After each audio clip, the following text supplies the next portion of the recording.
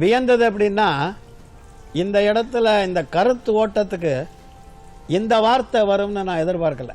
ஆஹா அப்படின்னு அடிச்சது. அவன்தான் மனிதன்ல ஒரு பாட்டு வரும், மனிதன் நினைக்கின்றான் வாழ்வு நிலைக்கும் என்று, இறைவன் நினைக்கின்றான்.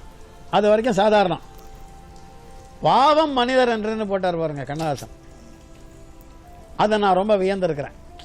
அதாவது பாவம் மனுஷன் முட்டாள், இவனுடைய வாழ்க்கை நம்ம கையில் இருக்கு, அது நிலை இல்லைங்கிறது இவனுக்கு தெரியலையே அப்படிங்கிற ஆழ்ந்த அர்த்தம் அந்த வார்த்தையினுடைய பிரயோகத்தினுடைய அற்புதத்தில் இருக்கு.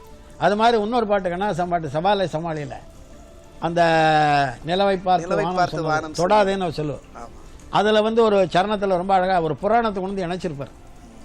தீண்டாமை என்பது புதியதல்லவே, அது நீ சொன்னது ஒன்றும் இது இல்லை, நீ சொன்னது ஒன்று, தீண்டாமை என்பது ஒன்றும் புதியதல்ல, அது நீ சொன்னது ஒன்றும் புதியதல்ல, சொன்ன வார்த்தையோ இரவல் தானது, தொடாதேன்னு சொல்கிறா கணவனை மனைவி, சொன்ன வார்த்தையோ இரவல் தானது திரு நீலகண்டரின் மனைவி சொன்னதுன்னா. நீங்கள் இதை பள்ளிக்கூடத்த பாடத்தில் என்ன வைப்பாங்கன்னா, இந்த இடத்தில் இது எதை குறிக்கிறது, இந்த கதை குறிப்பு வரைகன்னு ஒரு கேள்வி கேட்பான்.